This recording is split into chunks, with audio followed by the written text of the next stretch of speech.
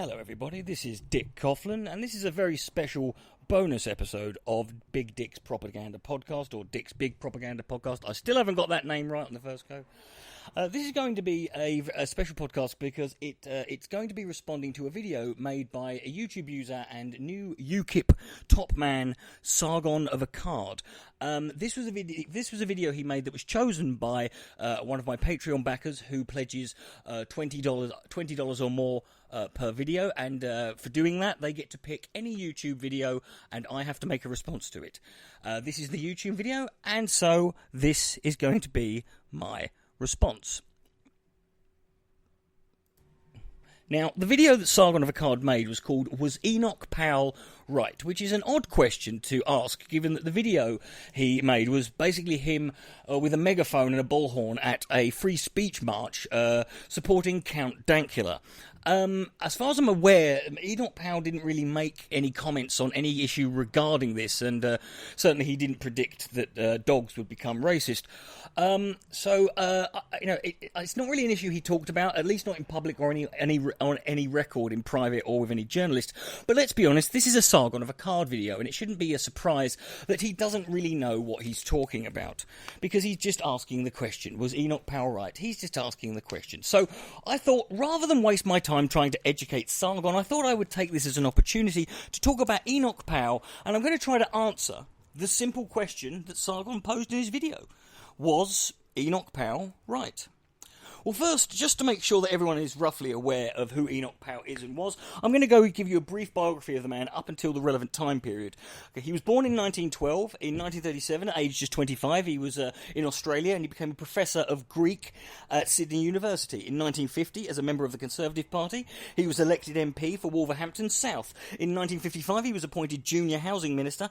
In 1958, following a dispute with Harold Macmillan, he resigned as Financial Secretary to the Treasury. In 1960, he returned to the government as Health Minister. In 1962, he became a cabinet member. In late 1963, he leaves the cabinet following an appointment of Alex Douglas Home as PM. In 1968, following the Conservative Party's defeat in the general election, he was appointed Transport Spokesman. In 1965, Enoch Powell ran in the Conservative Party leadership election and came third with just 5% of the vote.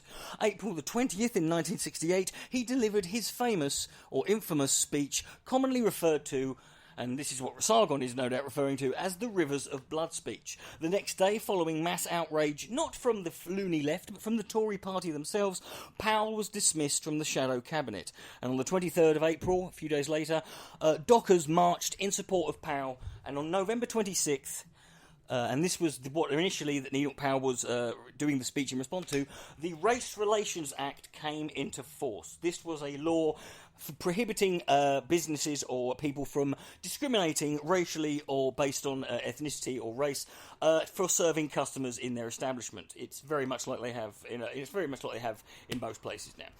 So, the Rivers of Blood speech has led to Enoch Powell becoming an icon amongst the British far right.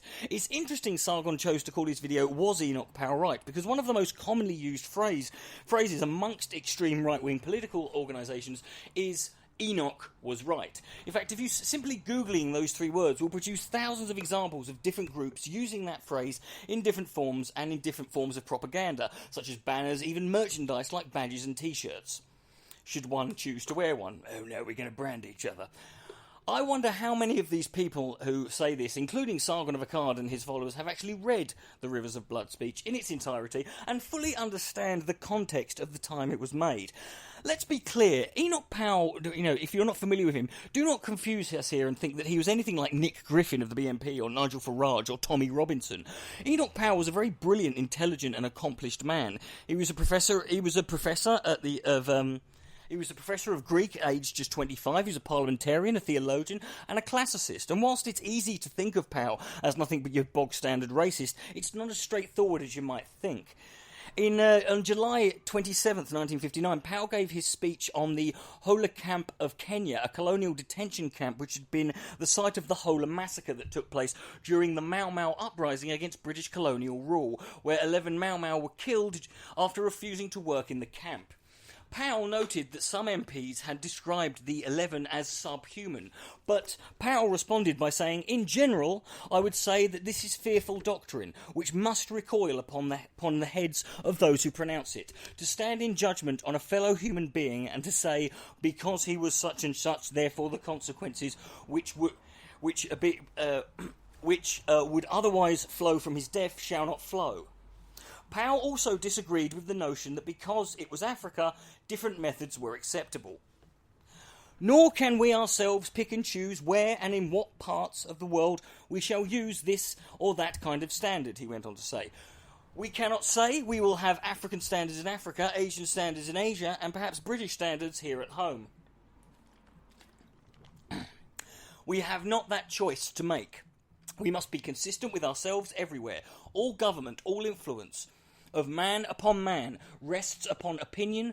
What we can do in Africa, where we still govern and where we no longer govern, depends on the opinion which is entertained of the way in which the country acts and in the way at which Englishmen act. We cannot, we dare not, in Africa of all places, fall below our notion of high standards in the acceptance of responsibility." Dennis Healey, a member of the Parliament from 1952 to 1992, later said that this speech was the greatest parliamentary speech he had ever heard. It had all the moral passion, he said, and rhetorical force of pardon me, this is a complicated Demosthenes, whatever that is. The Daily Telegraph report of the speech said that as Mr. Powell sat down, he put his hands across his eyes. His emotion was justified, for he had made a great speech, and a sincere one too.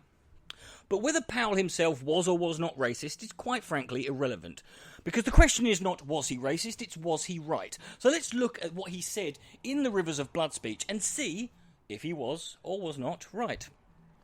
One common misconception about the speech is within the very title itself, Rivers of Blood, because at no point during the speech does Powell ever even say those words. What he actually says was, "Like the Roman, I seem to see the river Tiber foaming with much blood." He's referencing Virgil's Aeneid, number 6. It's a quote that comes halfway through that great epic on Rome's foundation by the Trojan refugee Aeneas. The words were spoken by the prophetic priestess, the Sibyl of Cumae, and while Powell said the Roman, this isn't entirely clear. Just before she gave Aeneas the secret of going to the underworld where he would meet his dead father and learn of the destiny of Rome, she was prophesying the battles that Aeneas would face with the indigenous peoples of Italy before he would be able to found his brand new multicultural city. That's a Renaissance version of her on the right. Virgil was offering a long-term message about ethnically mixed states.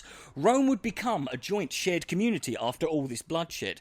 But this was not what Powell had in mind. He was, I imagine, exploiting this quote because it was spoken by a divine prophetess who knew the truth about the future. He was going for the classical legitimization for his own Sibyllian prophecy about immigration. Now, this may not seem relevant to you to the validity of the contents of his speech, and it isn't. But the question we are answering here is, was Enoch Powell right? And the fact is, in regards to the usage of Virgil, he was most certainly not. But what about the predictions that he made?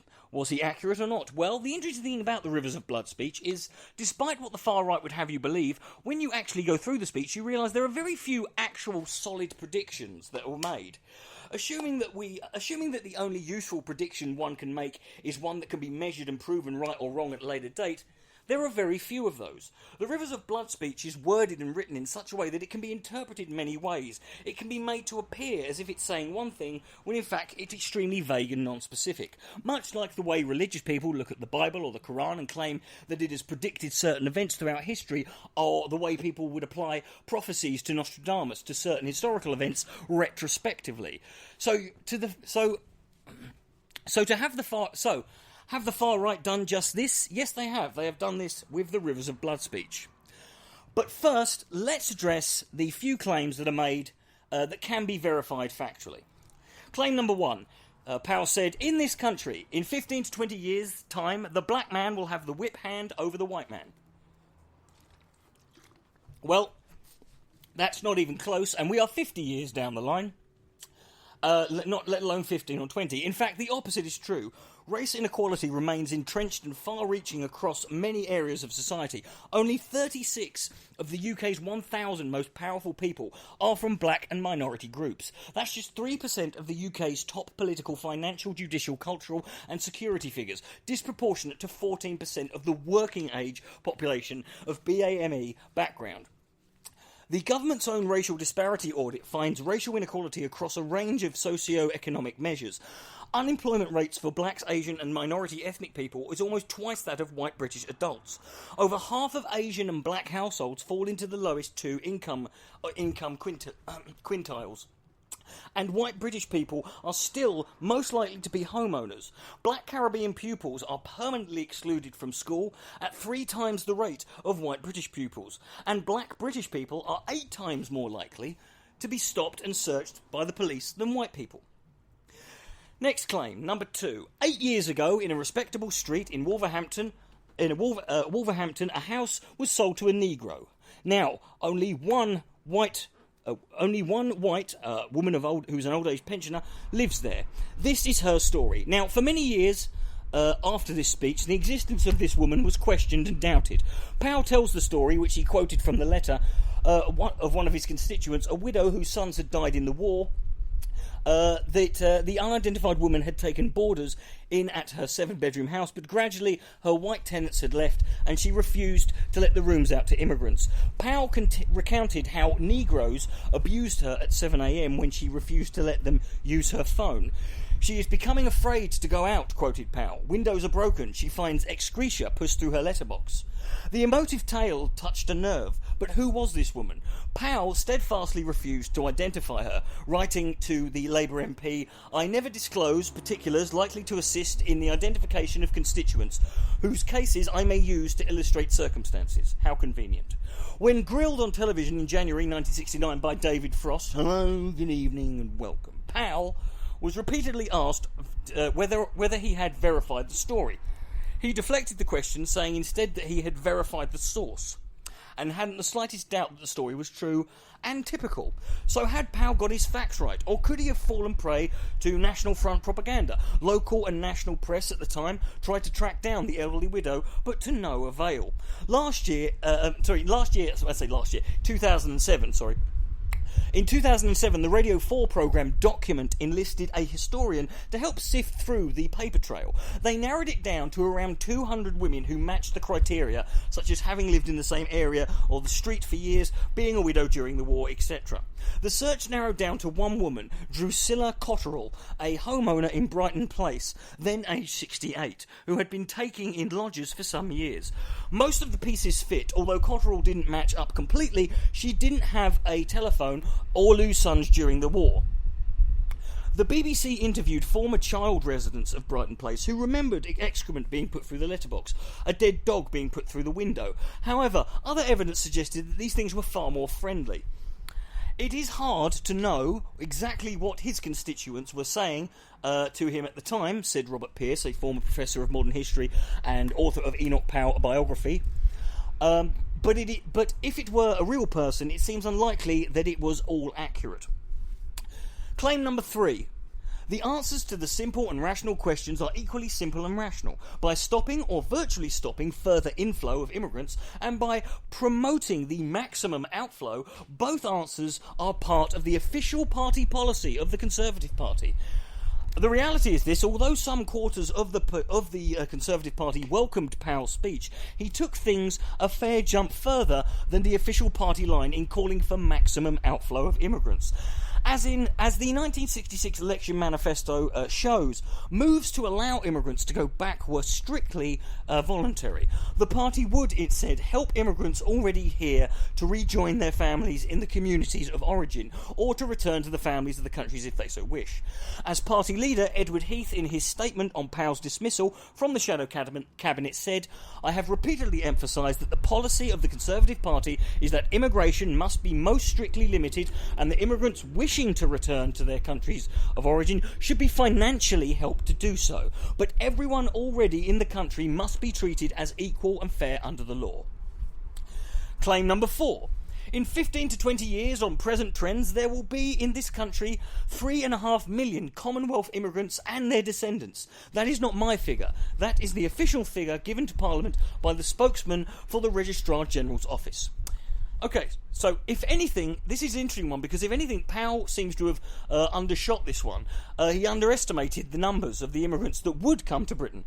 But at the time, his 3.5 million figure was kind of dubious statistical representation that can get fact checkers' calculators burning. But as Bill Smithies and Peter Fiddick pointed out, in 1969, analysis of Powell's speech, the 3.5 million estimate was given in a parliamentary answer to the anti-immigration MP Sir Cyril Osborne.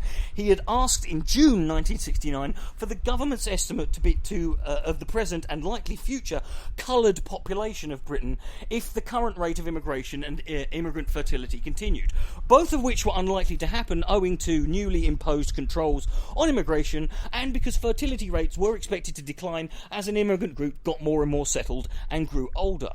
Still, on this basis, the government gave estimates of 1 million in 1966, 1.75 million in 1975, and 3.5 million in 1985, although these needed to be taken with caution. According to the official statistics, it's estimated that 472,500 new Commonwealth immigrants entered Britain between 1955 and 1962, when Commonwealth citizens became subject to immigration control and counting procedures were tightened up. There were then around Commonwealth 60,000 immigrants a year throughout the 60s. In 1968, there were a total of 84,470 immigrants. In 1968, 64,380 of them from the Commonwealth. In 1969, the number declined to 48,090. In 1970, 42,380, before peaking at 72,510. Whew. There is no comparable official figure in the year 2000, but it must be in the region of 5 to 7 million, approximately 1/10 of the whole population, and approaching that of Greater London. Never mind dependents born in the UK. According to the 2001 census data, 4.9 million of the UK's population was born overseas, more than double the 2.1 million in 1951. The decade up to 2001 saw the biggest increase in the post-war years in foreign-born population. 1.1 million, nearly doubled to 600,000 increase between 1961 and 1971. However, the majority of immigrants nowadays come from Europe rather than the Commonwealth, and what Powell didn't anticipate was the rise in short-stay migration. Just over a third of foreign-born migrants who came to the UK in the 90s left the country within 4 years of arrival. According to the 2001 census, 87%, or around 7 in 8 of England's population, described their ethnicity as white British. Whew. Next claim. Powell looks at the US as an example of Britain's future and predicted that consequences of changes to the 1965 Race Relations Act, which made it illegal to refusing housing, employment or public services to people because of their ethnic background, and created the Common Community Relations Commission to promote harmonious community relations. Now, any population growth demands a greater supply of public services and infrastructure, and immigration does add to the population growth. But the reality is complex, and most migrants are also taxpayers and contribute towards these services. Healthcare is now more salient a public issue than it is immigration, and the NHS is struggling to cope with record demand, and social care services are stretched to the limit. The number of people waiting for more than 4 hours for treatment at accident and emergency has risen by nearly 600%. But there is no correlation between the proportion of immigrants in an area and the performance of the local A&E departments. In 2014, Full Fact estimated that migration from the EU added 160 million in additional costs to the NHS across the UK, while the King's Trust estimate that health tourism costs in the UK between 60 to 80 million pounds a year. But this is less than 10% of the annual NHS budget of £113 billion, and does not account for migrants' contribution through taxation, or the NHS surcharge paid by migrants from non-EU countries, nor does it account for the importance of migrant labour in running the NHS. Further, immigrants are less likely than people born in the UK to access these services, as they tend to be younger. It's also hard to determine the impact of immigration on school places. Between 2001 and 2011, fertility rates increased alongside immigration, as non-UK born women have a higher fertility rate than those born in the UK. More children means more school places, but creating school places requires public funding, which migrants add to. 2016 estimates from HMRC, but the tax and national insurance contribution of EEA nationals at 3.11 billion. At the same time, education policies have been slow to react, and since 2001, governments have cut back on empty school places in primary schools. Further, the introduction of free schools and academies means local authorities can't build new schools without further seeking proposals for a free school and don't have the authority to tell academies to expand. Research suggests that immigration has a small impact on average wages of existing workers, but that this is contingent on skills of workers and the characteristics of local economies. Low-wage workers are most likely to be hit by an impact, but these impacts are also most likely to be felt by resident workers who are also migrants. Well, so that's those claims there. Now, I'm just going to go. I thought I'd give you a bonus one here, just to chuck it in as a little treat, because I know Sargon is going to be listening to this and making notes. Even though we're at the 21-minute mark, so we're at 4 Sargons already. So I'm going to give you one more claim that wasn't in the Rivers of Blood speech, but we don't need to go far back. It's only 2 months just before the Rivers of Blood speech, and we're going to look at another claim Powell made, and this one wasn't a long-term prediction. This was a claim about something that existed within his time. So he doesn't have any excuses for getting any of this wrong, because it was about a local primary school in his constituency at that time.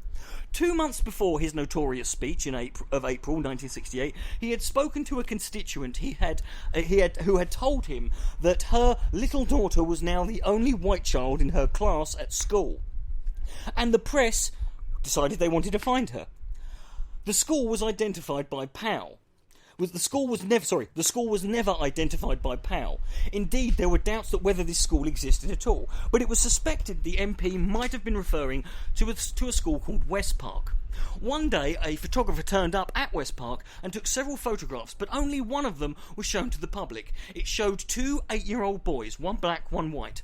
This image was used by the media as proof that Powell was telling the truth about the school with only one white child, ignoring the fact that it was a boy and not a girl. According to Mike Edwards, now 59, who was that white boy, it was a complete lie. He was there in the picture alongside his black friend Ray Comrie.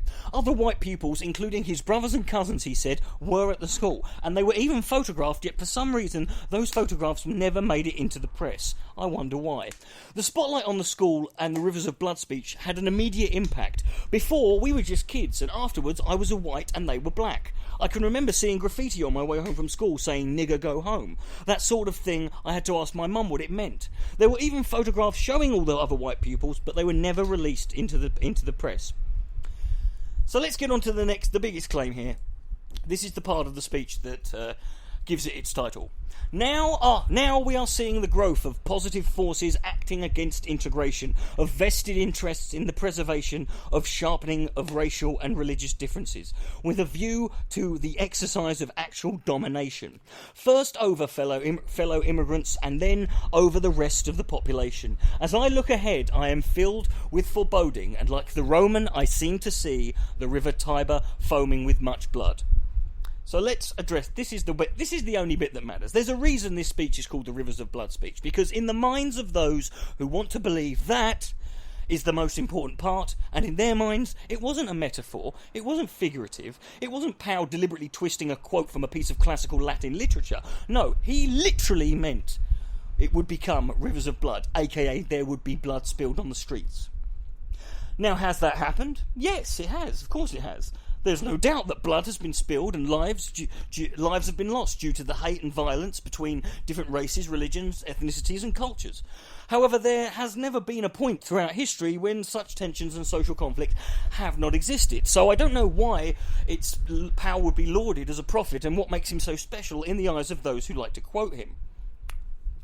It is true that as racial and cultural diversity has grown in society, so too has the number of incidents between different groups. But to me, this all sounds a little bit like a self-fulfilling prophecy. Racial tensions will always exist and cause violent, and there will always be hate crimes, not as a result of human nature or because one side is incompatible with our values or with each other. It's because you want that to be true, and by wanting it to be true, it becomes true. So now, I'm going to prove to you that what you think, believe and feel about reality is not in any way relevant to what reality is. Ever since 2011, every year, YouGov have conducted an in-depth study into Britain's attitudes and perceptions of multiculturalism and diversity. Here are some interesting statistics. First off, 41% believe that Britain's multicultural society isn't working, and different communities generally live separate lives, while 43% of the poll feel that Britain is a successful multicultural society where people from different backgrounds generally get along well together. This group is heavily concentrated among highly educated people, Remain voters and Liberal Democrat supporters. Multiculturalism is a polarising issue. 43% of the respondents think that relationships between different communities within the UK will get worse over the next few years, with just 14% believing they'll get better. Worryingly, this crosses many of the demographic and voting pattern divides.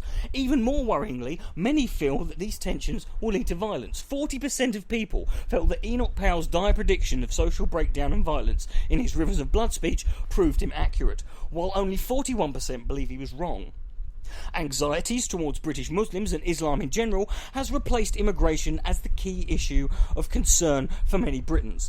37% of all respondents see Islam as a threat to the British way of life, compared to 33% who see Muslim faith and the British way of life as perfectly compatible. Terrorist attacks throughout the years generally increase suspicion towards British Muslims, and this effect continues to be felt today. A link between Islamic extremism and the failure of integration in Britain is drawn by a high proportion of the British public. So, all sounds a little bit grim, but obviously you'll notice that is what people think, believe and feel. That is how they perceive it. There appears to be a huge gulf between the perception and the reality. The reality is that multiculturalism has been an uneven success, leaving some areas of Britain more integrated than others. Consider the following. Community relations are not without issues, but on the whole, people feel happy in their communities, well integrated, and mix well with other people of different ethnic backgrounds to themselves. Data from the Community Life Survey shows that 81% of people feel well integrated into their community.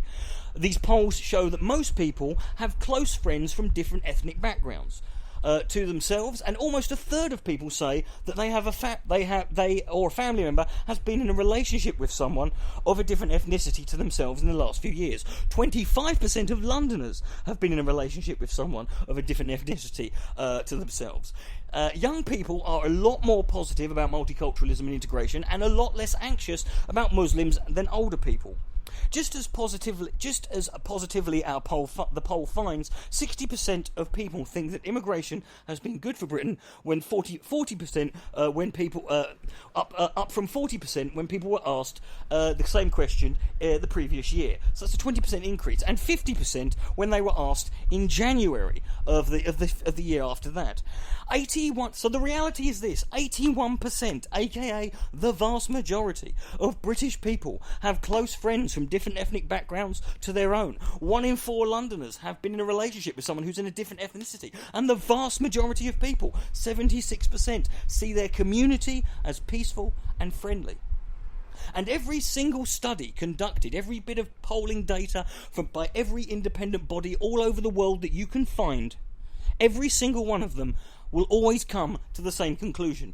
People who grow up and live in the most diverse places are always the most tolerant and least prejudiced people. The vast majority of racists, homophobes, xenophobes, Islamophobes, anti-Semites and sexists, etc., grow up and live in areas that are not very diverse and not very progressive. It's almost as if being around something makes it normal and you're not scared of it because you know it. It makes you tolerant. So, folks, in conclusion, was Enoch Powell right? Well, it depends who you ask. If you want to ask me, no, he wasn't. If you want to ask Sargon of Akkad, probably yes. Now, but what do you think? And the question is this: do you care about data, facts, statistics and evidence? If so, congratulations, that means you agree with me. However, if the only thing you care about is having all of your biases confirmed because you think personal feelings, paranoid hatred and blind prejudice are much more reliable and accurate than objective reality, facts and the truth, then I'm afraid you're a bigot, a moron, and worst of all, you're a Sargon of Akkad fanboy. My name is Dick Coughlin, ladies and gentlemen. This has been my response to Sargon's video. I'm sure, by the way, this is the longest script I've ever written for a podcast or a video. It was 6,500 words. And so I'm looking forward to Sargon. There's the football happened. There's people cheering out there. So I'm looking forward to Sargon going through all of this and dissecting it with a fine-tooth comb, particularly the bits about all the Latin literature I've left links to. Ladies and gentlemen, if you would like to have me respond to any video that you like, just simply go to my Patreon and you can make a donation. Or go to my PayPal, you can make a donation. Go to my Patreon, you can support me there. It would mean a lot to me if you do. This is my job. This is what I do for a living. I have to do this for a living because I am unfortunately disabled and I cannot work. And so I would really much appreciate it. There's lots of other users out there who make great videos and great content, but they've got shitloads of fucking Patreon pleasures. I haven't. I need them. Give me your money. Other than that, my name is Dick Coughlin. Good night, and may God be less.